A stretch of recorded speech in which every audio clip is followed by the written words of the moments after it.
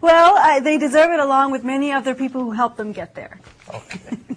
Well, if you do have a lot of money, then you can still afford to do what a lot of Americans have stopped doing, and that is getting plastic surgery. Courtesy our recession, which has really taken the kind of easy spending money out of our pockets. Did you know that in 2009, Americans spent about $10.5 billion on plastic surgery, which seems like a lot of money, but it's actually 20% less than what they spent in 2007.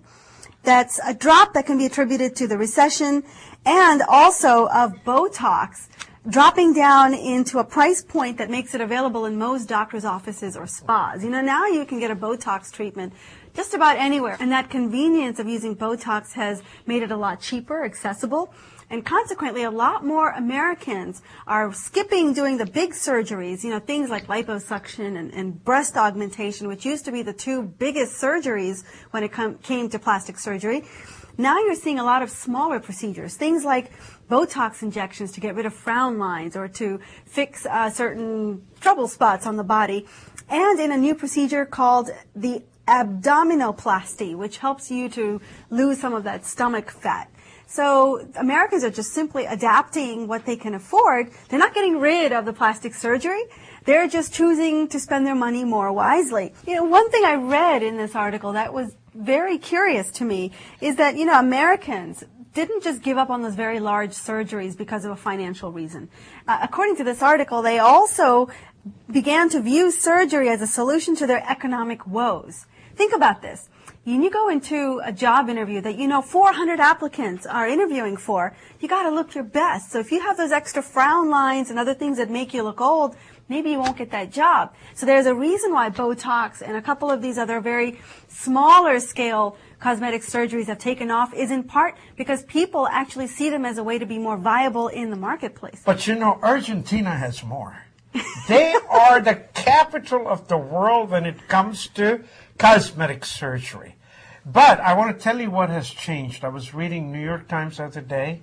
Ethnicity is creating a greater opportunity for the cosmetic surgery industry.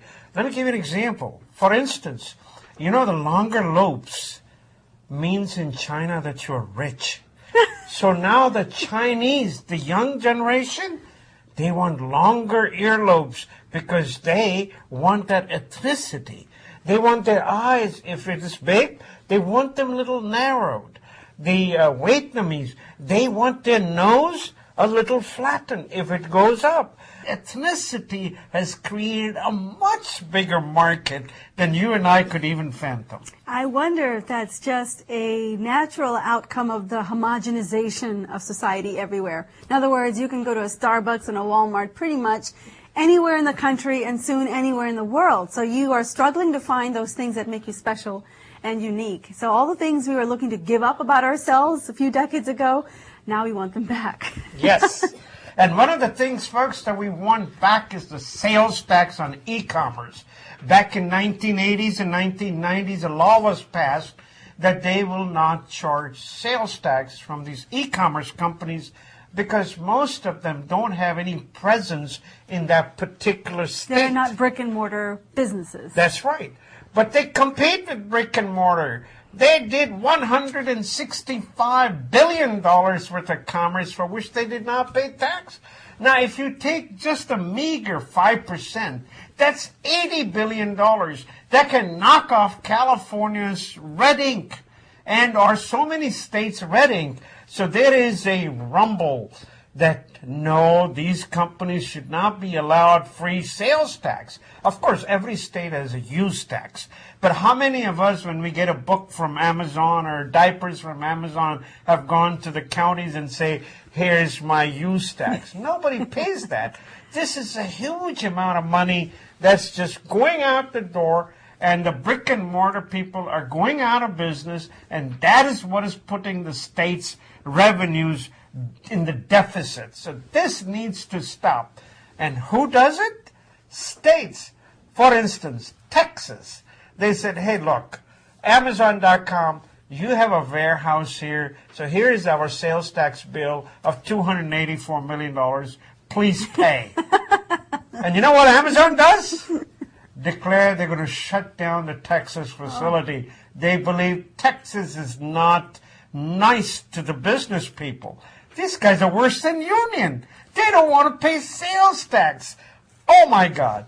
I really believe Congress should step in and should remove that particular item. No one pays use tax. Everyone has to pay sales tax.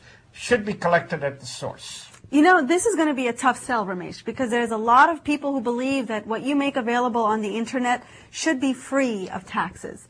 And, you know, even other ideas have been suggested in the past. Things like putting stamps, the U.S. Postal Service, something that they could put on emails so that you would be taxed for every email that you would send out. I think that these ideas sound nice, but you would find a lot of opposition to communities online. I think that's a good idea. They should charge a tax because, remember, airline industry, folks, 20% tax on every time you purchase. Tax for 9/11, tax for refueling.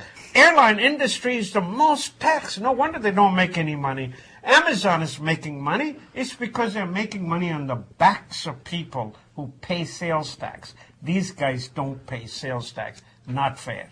The one thing, though, is that the consumer is the one that ends up paying the sales tax. I mean, just like you swipe your credit card when you go shopping in a mall, that extra 5% or 7%, whatever it happens to be for your state, that comes from me, the credit card bill that I get every month, right? I mean, that I'm used to tacking on an extra 5% on all of my bills and payments because I know I have to pay it as a consumer. So these businesses actually, do they even pay the cost even if they charge it? It's the consumer that pays. So what they're telling you is, we are Amazon. We don't collect sales tax. Please go to the individual houses and collect sales tax from them. That's what they're saying. And that business model doesn't work for the government. It would be interesting to see if they took a move like that, how many people would stop shopping online, or have we just become so addicted to the convenience of shopping online that we would be willing to pay the extra sales tax? That's the question I think many of us have. Although I have no opposition whatsoever to bulk email or the spam emails that you get, those should be taxed. Yes. Things have to change.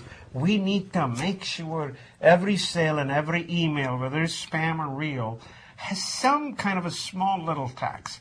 That way, it will never be abused. Can you imagine someone sending 1 billion pieces of email? Oh, the government is going to get rich on those people. Should not hit reply all. Well, folks, we're about to see a big change when it comes to the Internet. Most of us have recognized Internet companies with their very trusty .com at the end of everything, right? That's right. Well, pretty soon you're going to start seeing different domain suffixes, .anything. You could have a .com, .love, .god, .brazil, whatever it is you want.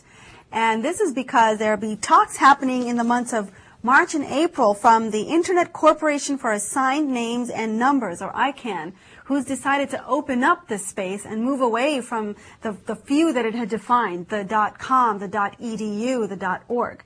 So you can imagine there's going to be somewhat of a free-for-all frenzy as people start to go out and buy up these domain names. Now, I was reading this article and I thought, you know, this could get really, really tricky. And the article in the Washington Post brought out a few of these things as well. You know, it might not be as simple as you might realize. For example, you know, you don't really know when you see a new kind of suffix at the end of a company's address, whether they are promoting it or anti-promoting it. Yeah. For example, they talked about what if you created a .Nazi. This was just an example. And how would you know whether this would be a company, if your company name was Remember.Nazi? Which side are you promoting? Are you for or against? So it could be a very tricky space for companies to market themselves, and that's kind of an extreme example. But there's many